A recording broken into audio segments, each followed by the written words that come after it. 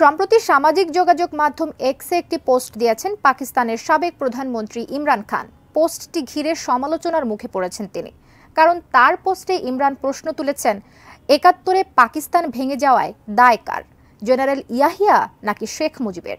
জানিয়ে সৃষ্টি হয়েছে তুমুল উত্তেজনা। এই উত্তেজনা কমাতে ইমরান খানকে মুখ বন্ধ রাখার পরামর্শ দিয়েছেন দেশটির প্রতিরক্ষামন্ত্রী খাজা আসিফ। কিন্তু তার সেই পরামর্শ কি মেনে চলবেন সাবেক এই পাক প্রধানমন্ত্রী? জানাচ্ছেন এসআই রাজ।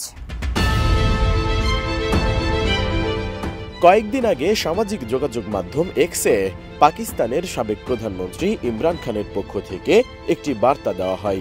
সেখানে বলা হয়, প্রকৃত দেশদ্রোহী জেনারেল ইয়াহিয়া খান নাকি শেখ মুজিবুর রহমান তা জানার জন্য প্রত্যেক পাকিস্তানের উচিত হামিদুর রহমান কমিশনের প্রতিবেদনটি পড়া। ১৯৭১ সালে যৌথ বাহিনীর কাছে আত্মসমর্পণ করে পূর্ব পাকিস্তান খোয়ানোর পর পাকিস্তানের সাবেক বিচারপতি হামিদুর রহমানকে প্রধান করে একটি কমিশন গঠন করে পাকিস্তানের তৎকালীন সরকার। ওই কমিশনের মূল দায়িত্ব ছিল কেন তৎকালীন পূর্ব পাকিস্তানের সঙ্গে ইসলামাবাদের দূরত্ব সৃষ্টি হলো এবং এই যুদ্ধ হলো তার কারণ অনুসন্ধান করা। হামিদুর রহমানের নেতৃত্বাধীন কমিশন নির্ধারিত সময়ে প্রতিবেদন জমাও দিয়েছিলেন, কিন্তু সেনাবাহিনীর আপত্তির কারণে এখন পর্যন্ত সেই প্রতিবেদন আলোর মুখ দেখেনি। ভীষণ নিয়ে এলো ফুলঝুরি মেগা অফার সিজন 6। এই অফারে ফ্রিজ কিনলেই পাচ্ছেন নিশ্চিত 12 সেটের আকর্ষণীয় গিফট বক্স একদম ফ্রি।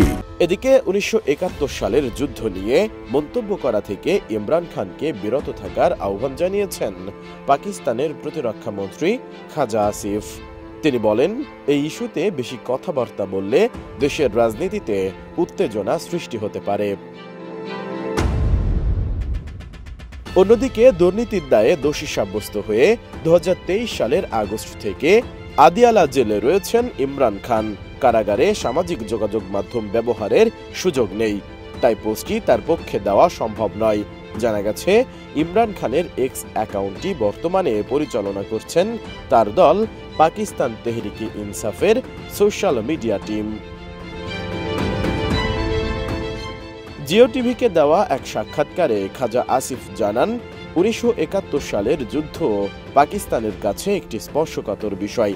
এটি একটি ট্র্যাজেডি এবং ইমরান খানও বিষয়টি ভালোভাবেই জানেন, কিন্তু তারপরও তিনি ইস্যুটি নিয়ে ইচ্ছাকৃতভাবে উস্কানিমূলক বক্তব্য দিচ্ছেন, জনগণকে বিভ্রান্ত করার চেষ্টা করছেন। ইমরান খানের প্রতি তার পরামর্শ, তিনি যদি দেশের রাজনীতি অস্থিতিশীল করতে না চান তাহলে যেন নিজের মুখ বন্ধ রাখেন। এসআই রাজ, এটিএন নিউজ।